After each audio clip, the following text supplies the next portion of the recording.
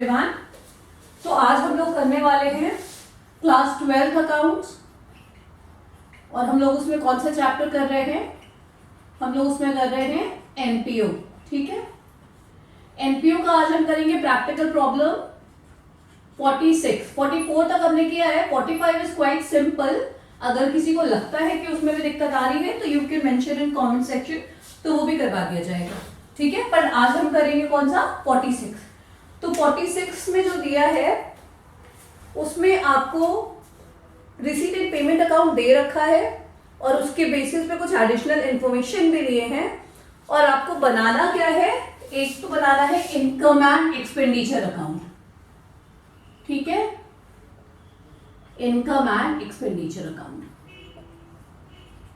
ये कब के लिए बनता है? ये हमेशा साल के एंड में बनता है।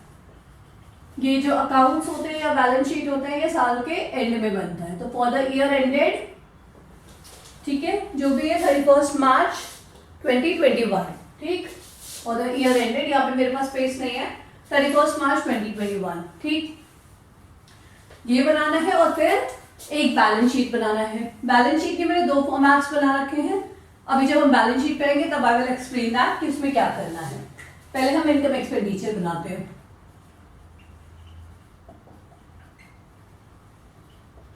यही होता है, लेफ्ट साइड में एक्सपेंडिचर, राइट साइड में इनकम। ठीक है, चलिए let's start.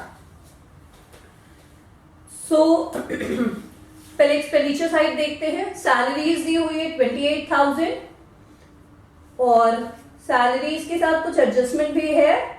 What is that adjustment, वो भी देख लेते हैं। पहले हम सैलरीज डालें, 2 सैलरीज 28,000।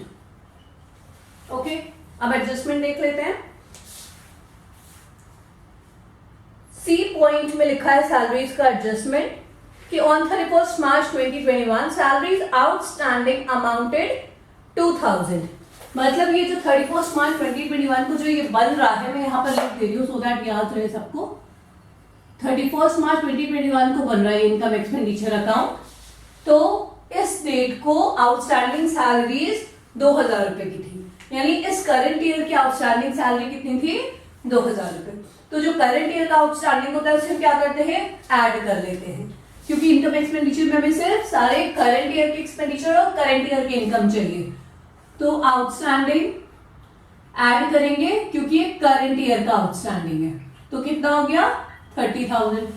ओके, इसके बाद इसी पॉइंट में आगे लिखा है salaries paid in the year ended 31st March 2021 included 6,000 for the year ended 31st March 2020। मतलब कि जो ये सैलरी दी गई है 28,000 रुपए, इस 28,000 में 6,000 ऐसा इंक्लूडेड है जो लास्ट ईयर की सैलरी पे की गई है, जो 2020 की सैलरी पे की गई है। तो हमें करंट ईयर का एक्सपेंडिचर पता करना है ना, करंट ईयर में कितनी सैलरी दी गई है। करंट ईयर में जितनी सैलरी दी गई हम सिर्फ वही लेकर आएंगे। तो जो लास्ट ईयर की पे की गई उसे हम क्या करेंगे? सब्ट्रैक्ट कर देंगे। ठीक है, लास्ट ईयर वाले को हम क्या करेंगे? सब्ट्रैक्ट कर देंगे। ठीक है, अब फाइनल अमाउंट आपका आ जाएगा बाहर 24,000। ओके, क्लियर है सैलरी वाला point. Then general expenses, general expenses में कोई एडजस्टमेंट नहीं है तो सीधे सीधे आ जाएगा। ये कितना है? 6,000। Then electricity charges, electricity charges में भी कोई एडजस्टमेंट नहीं है तो ये भी सीधे सीधे आ जाएगा 4,000। ओके, देन बुक्स, बुक्स क्या होता है? बुक्स एसेट होता है और बुक्स हम कहाँ लेकर जाते हैं? बैलेंस शीट में लेकर जाते हैं। ठीक है, बुक्स हम यहाँ पर नहीं लाएंगे, बैलेंस शीट में लेकर आएंगे। न्यूज़पेपर्स, न्यूज़पेपर को आप चाहे आप न्यूज़पेपर को सेल कर रहे हो या न्यूज़पेपर खरीद रहे हो, उसको आप रेवेन्यू नेचर का ही मानते हो, तो न्यूज़पेपर आपका एक्सपेंडिचर में आएगा। ठीक है, कितने रुपए हो गए? 8,000। ये एक्सपेंडिचर साइड हमने कवर कर लिया। फिर क्लोजिंग बैलेंस है, उसे में यहाँ पर मतलब नहीं, उसे में कहाँ मतलब होगा, बैलेंस शीट में। अब हम इनकम साइड आते हैं यानी रिसीट साइड आते हैं। रिसीट साइड में क्या करना है, सब्सक्रिप्शन दिया है सबसे पहले, तुम सबसे पहले क्या देखेंगे, सब्सक्रिप्शन। अब इसमें देखते हैं कि क्या क्या काम करने हैं हमें, कुछ एडजस्टमेंट भी होंगे। तो हमें कौन से ईयर का सब्सक्रिप्शन चाहिए, 2021, जो मिडिल में है ना, 1920 फर्स्ट है, सेकेंड है 2021, तो ये 2021 हमारा करंट ईयर है और हमें करंट ईयर का सब्सक्रिप्शन लेना है। वो कितना है, 20,000। ठीक, ये हमारा क्या है, करंट ईयर का सब्सक्रिप्शन है। अब इसके बाद आउटस्टैंडिंग ऑन 31 मार्च 2021 6,000। जो ये आउटस्टैंडिंग ऑन 31 मार्च 2020 है सब्सक्रिप्शन का, वो तो लास्ट ईयर का आउटस्टैंडिंग है, ठीक है, और वो कितना आउटस्टैंडिंग है, 6,000। तो जो ये फर्स्ट एडजस्टमेंट दिया है कि सब्सक्रिप्शन आउटस्टैंडिंग ऑन 31 मार्च 2021 वो 6,000 है, लेकिन वो किस साल का आउटस्टैंडिंग है, वो है लास्ट ईयर का आउटस्टैंडिंग। तो लास्ट ईयर के आउटस्टैंडिंग से हमें यहाँ पर काम नहीं है, हमें करंट ईयर का आउटस्टैंडिंग पता होना चाहिए। जो 31 मार्च 2020 का आउटस्टैंडिंग है उससे हमें कोई मतलब नहीं है, ठीक है। लेकिन एक एडजस्टमेंट जो सबसे पहला पॉइंट है वो हमें ध्यान देना है। A, the club has 50 members each paying annual subscription of 500। तो क्लब में कितने मेंबर्स थे, 50, और हर कोई कितना सब्सक्रिप्शन पे कर रहा था, 500। यानी एक साल में कितना सब्सक्रिप्शन रिसीव होना चाहिए, 25,000, 25,000। 25,000 में से 20,000 हमें रिसीव हो गया है, इसका मतलब जो 5,000 है वो अभी भी क्या है, आउटस्टैंडिंग सब्सक्रिप्शन है। ठीक है, बात समझ आ गई, वो अभी भी क्या है, आउटस्टैंडिंग सब्सक्रिप्शन है। तो ये हो गया आपका सब्सक्रिप्शन वाला पॉइंट।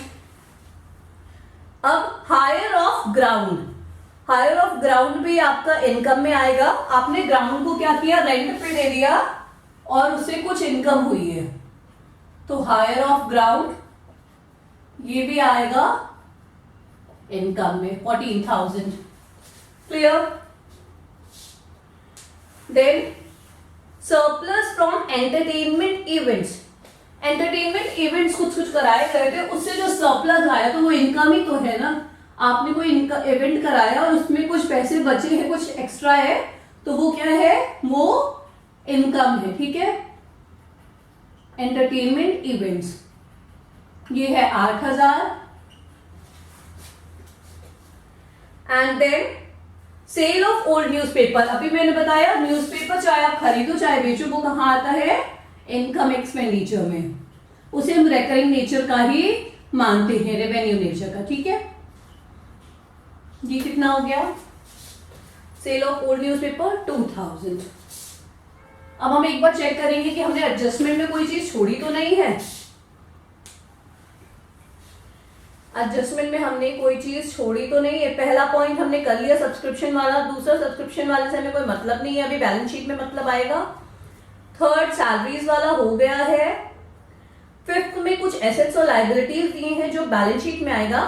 ई पॉइंट जो है, provide depreciation on furniture at 10%। तो डेप्रिसिएशन कहा जाता है एक्सपेंडिचर में, डेप्रिसिएशन एक्सपेंडिचर में। फर्नीचर नहीं आएगा लेकिन डेप्रिसिएशन अगर लग रहा है किसी एसेट पे तो वो जरूर आएगा एसेट साइड में। तो फर्नीचर कितना है, कितने रुपए का है, फर्नीचर 20,000 का था। ये फर्नीचर आपके रिसीट एंड पेमेंट अकाउंट में नहीं लिखा है, ये नीचे एडजस्टमेंट में ही लिखा है। पर जब एक साल फर्नीचर खरीद लिया गया तो ऐसा तो नहीं है ना कि वो इस साल के शुरू में खत्म हो जाएगा। बिल्डिंग खरीद ली गई वो खत्म हो जाएगी, डेप्रिसिएशन उस पर हर साल लगता जाएगा। तो यहाँ पर जो एडजस्टमेंट में डेप्रिसिएशन लगाने बोला है वो हम जो लास्ट ईयर का अमाउंट दिया है यानी स्टार्टिंग का उसी पे लगाएंगे डेप्रिसिएशन। 20,000 है वो और उसका 10% यानी 2,000 डेप्रिसिएशन लग जाएगा। ठीक है, ये फर्नीचर का अमाउंट डी पॉइंट के एडजस्टमेंट में दिया हुआ है। ठीक, क्लियर सारी बातें। I hope there is no confusion. अब हम चेक कर लेते हैं कि हमारा सरप्लस कितना आ रहा है या डेफिसिट कितना आ रहा है। ठीक है, हमें सरप्लस या डेफिसिट निकालना है। तो पहले इधर इनकम साइड का टोटल करें हम जल्दी जल्दी।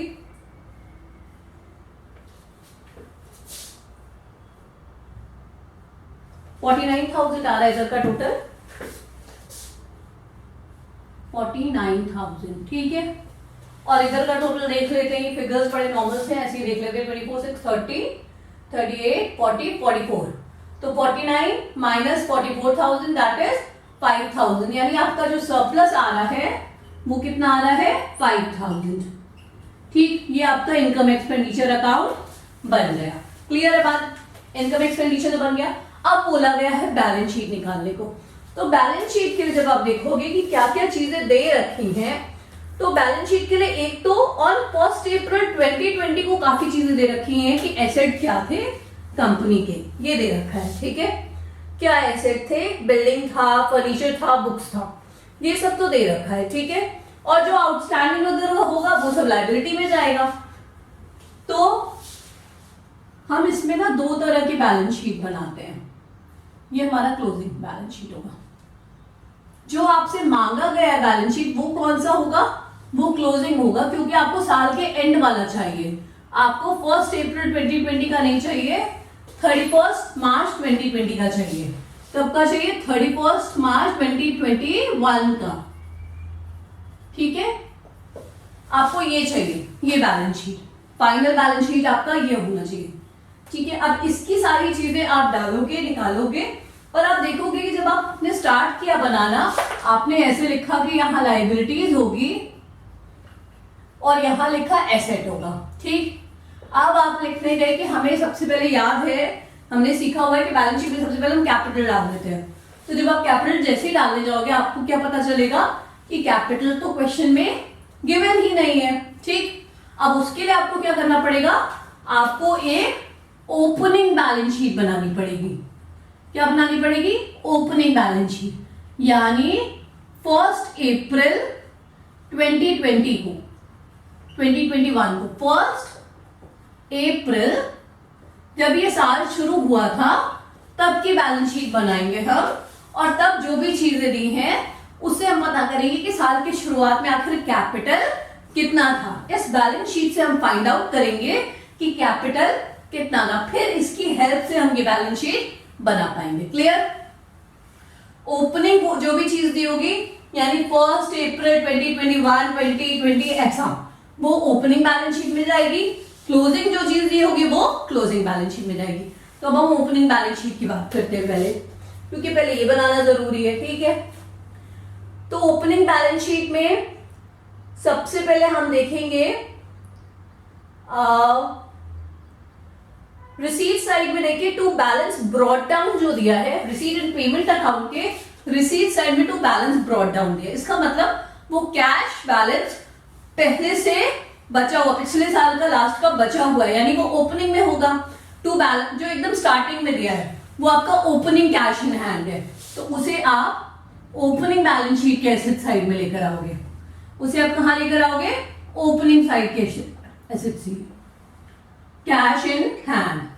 कौन सा वाला, जो स्टार्टिंग में दिया है, जो एंड में दिया है वो क्लोजिंग कैश है, वो नहीं लाना है।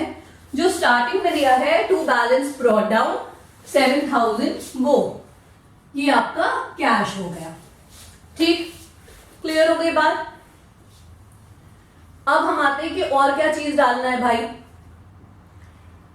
तो पहले हम सिंपल सिंपल चीजें देख लेते हैं। डे पॉइंट देखेंगे एडजस्टमेंट का, इसमें क्या क्या दिया है।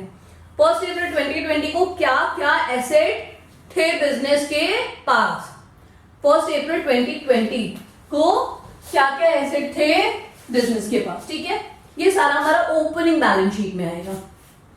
बिल्डिंग 2 लाख रुपए की बिल्डिंग थी, 2 लाख की बिल्डिंग थी, कुछ फर्नीचर था, बुक्स थे, है ना, ये सब कुछ दिया हुआ है डी पॉइंट में। फर्नीचर 20,000 और बुक्स 20,000, ये अमाउंट आपका गिवन है। ठीक है, इसमें कुछ भी कंफ्यूजन नहीं है। ये एसेट साइड हो गया। और एसेट साइड में और क्या जाएगा, तो जो बी पॉइंट है, subscription outstanding on 31 March 2020, last year का जो आउटस्टैंडिंग था, ध्यान से सुनना है, लास्ट ईयर का जो आउटस्टैंडिंग था वो क्या होगा, वो भी तो ओपनिंग बैलेंस शीट में ही आएगा। है ना। आउटस्टैंडिंग, पहली बात तो सबको याद है कि आउटस्टैंडिंग, प्रीपेड, अक्रूड, अनअक्रूड, ये सब कहाँ आता है, बैलेंस शीट में आता है। अब लास्ट ईयर का आउटस्टैंडिंग सब्सक्रिप्शन पड़ा है तो वो आपका कौन सी बैलेंस शीट में आएगा, ओपनिंग में ना, शुरुआत में जो आउटस्टैंडिंग आप निकालोगे उसमें आएगा। ठीक, अब सब्सक्रिप्शन लायबिलिटी है या एसेट्स है? आउटस्टैंडिंग का नाम सुनते ही हमें लायबिलिटी याद आ जाता है अगर हम 11th का फाइनल अकाउंट याद करें तो, लेकिन सब्सक्रिप्शन है, सब्सक्रिप्शन मिलता है यानी पैसा मिलने वाला है, जो पैसा मिलने वाला है वो क्या हो गया, एसेट हो गया। तो जो लास्ट ईयर का आउटस्टैंडिंग सब्सक्रिप्शन था वो क्या हो गया, एसेट हो गया। आ गई बात समझ में? लास्ट ईयर का आउटस्टैंडिंग सब्सक्रिप्शन था तो वो क्या हो गया, एसेट हो गया। क्लियर हो गई ये बात? यहां तक कोई कंफ्यूजन नहीं है। अब हम लायबिलिटी साइड में आते हैं। लायबिलिटी साइड में क्या जाएगा, तो भाई लायबिलिटी साइड में आपका कुछ है नहीं ज्यादा जाने के लिए। सेकेंड पॉइंट में सैलरी थी और जो सैलरी पिछले साल की भी कुछ आउटस्टैंडिंग है ना, कुछ पिछले साल की आउटस्टैंडिंग है।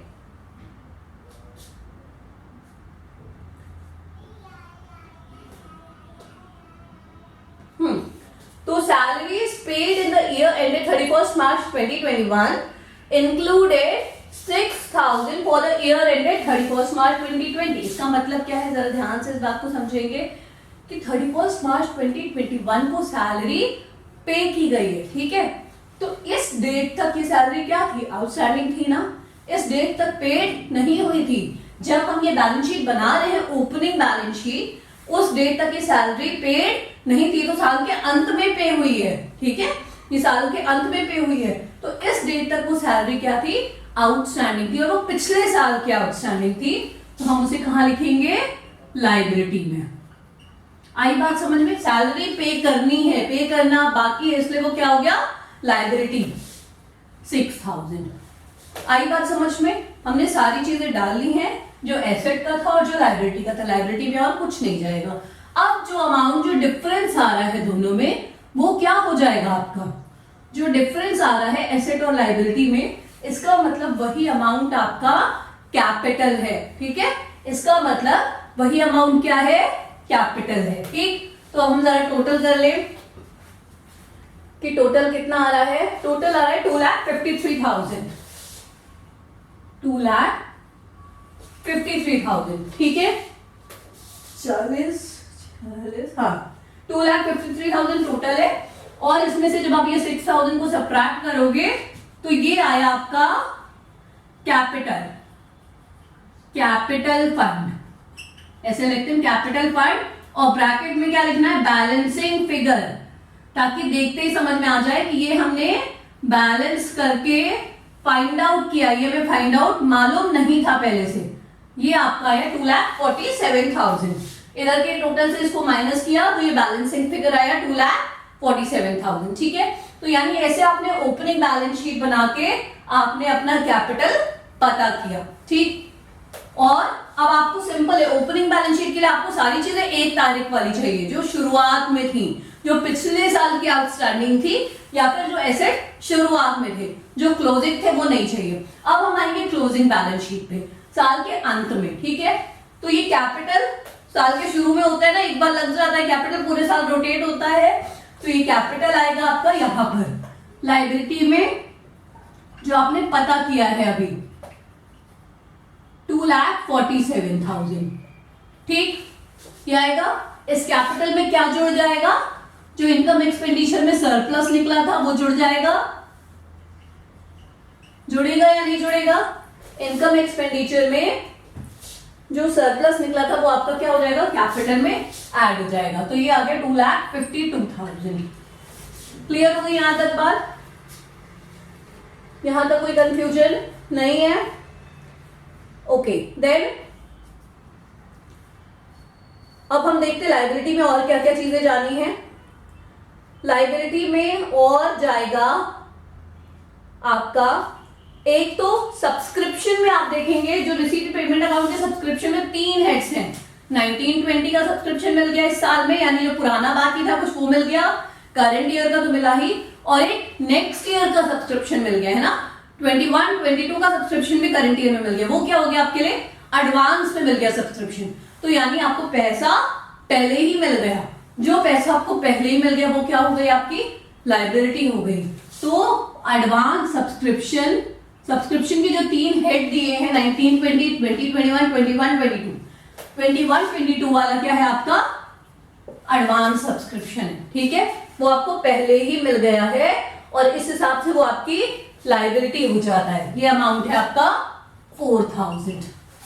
क्लियर, यहां तक बात हो गई क्लियर। अब इसके बाद आउटस्टैंडिंग सैलरी करंट ईयर की लिखी हुई है कि 31 मार्च 2021 को आउटस्टैंडिंग सैलरी थी, कितनी थी, 2000 रुपए। एडजस्टमेंट के फर्स्ट पॉइंट में लिखी हुई है। सेकंड पॉइंट में हमें क्या चीज लेना है, ध्यान रखना है साल के अंत वाली चीजें। तो हम साल 31 मार्च 2021 को जो आउटस्टैंडिंग है, जो देना बाकी है, हम वो वाली सैलरी खाली लेंगे 2000 रुपीज। ठीक, क्लियर हो गई ये बात। ये हो गया आपका लायबिलिटी साइड। अब एसेट साइड पे आते हैं। एसेट साइड में आपके सबसे पहले हम चर्चा करते हैं बुक्स की। पहला एसेट लेते हैं बुक्स। अब बुक्स में देखेंगे कि कुछ बुक्स तो साल की शुरुआत से थे, कुछ बुक्स साल की शुरुआत से थे, यानी जो एडजस्टमेंट में दिए हुए हैं कौन से डेट पे, 1 अप्रैल 2020 को 20,000 रुपए के बुक्स, वो आपके शुरुआत से थे। अब बुक्स थे तो फट तो नहीं जाएंगे, फेंक तो नहीं दिए जाएंगे, वो एसेट है। ठीक, और रिसीट एंड पेमेंट अकाउंट में भी 10,000 रुपए का बुक्स दिया, यानी वो बुक साल के बीच में खरीदा गया है ना, वो नया एसेट अक्वायर किया गया है 10,000 का। और तो आपका टोटल एसेट कितना हो गया बुक का, 30,000। ठीक है, ये बात समझ में आ गई। अब बुक्स के बाद बाकी एसेट देख लेते हैं। जो डी पॉइंट में है वो हम जल्दी से डाल लेते हैं। बिल्डिंग, बिल्डिंग जो साल के शुरुआत में थी वो अंत में भी रहेगी, वो बिल्डिंग कहीं चली नहीं जाएगी, तो वो बिल्डिंग आपकी 2 लाख की रहेगी।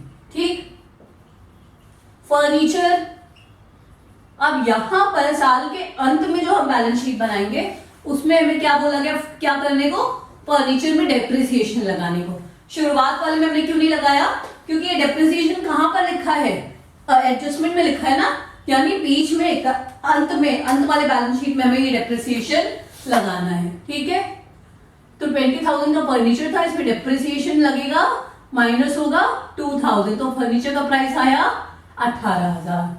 ठीक, हमने सारी चीजें डाल ली। अब क्या बच रहा है, एक चीज और है, वो है closing balance. Receipt and payment account में आप देखेंगे बाय बैलेंस कैरिड डाउन, यानी ये कैश का क्लोजिंग बैलेंस है, तो क्लोजिंग बैलेंस शीट में ये वाला कैश जाएगा। ओपनिंग में हमने ओपनिंग वाला डाला था, क्लोजिंग में ये वाला कैश जाएगा, कैश इन हैंड। कितना रुपए, क्लोजिंग बैलेंस है 4,000, तो ये 4,000 जाएगा। ठीक है, ये बात समझ में आ गई सबके, क्लियर। अब जरा सा हमें इस बात पे ध्यान देना है कि सब्सक्रिप्शन में हमारा क्या चीज आउटस्टैंडिंग है, यानी क्या पैसा अभी ऐसा है जो हमारे लिए एसेट का काम करेगा, जो हमारा एसेट है। ठीक है,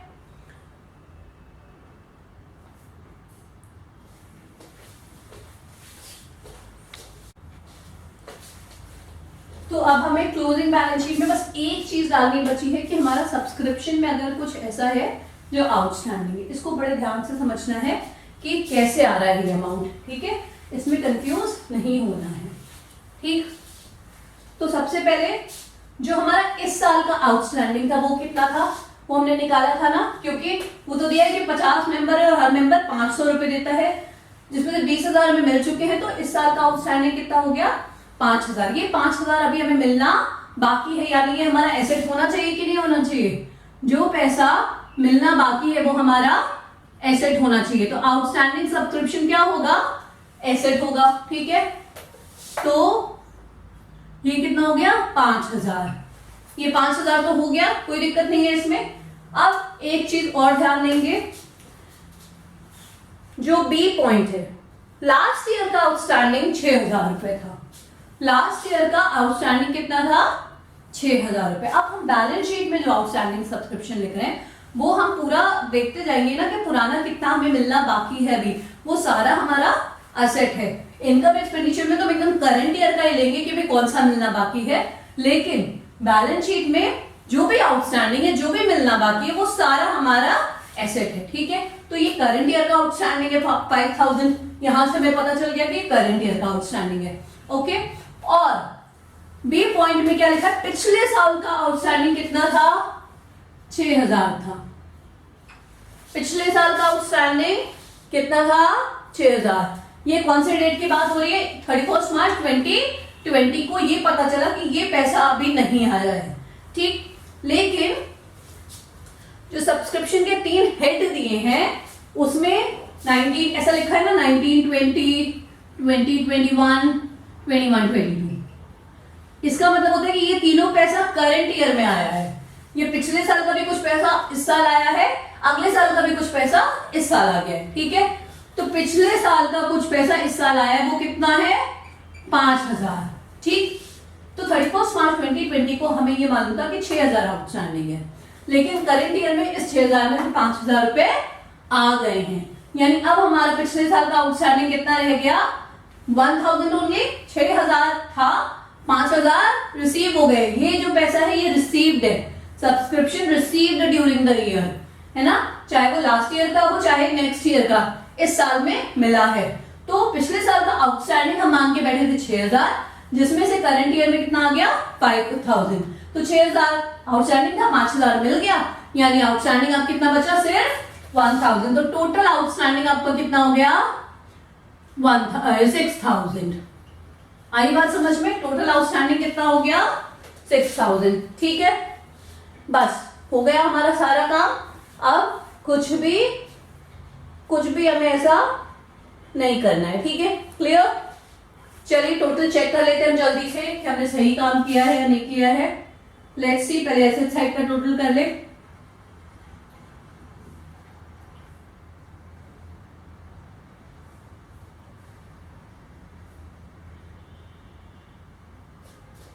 ये कितना आ रहा है टोटल? 2,58,000। एसेट साइड का टोटल आ रहा है 2,58,000। ठीक है, और इधर का 52 और 6 58,000, यानी हमारा एसेट और लायबिलिटी बिल्कुल बराबर आ गया। ठीक है, तो ये था क्वेश्चन नंबर 46। Thank you.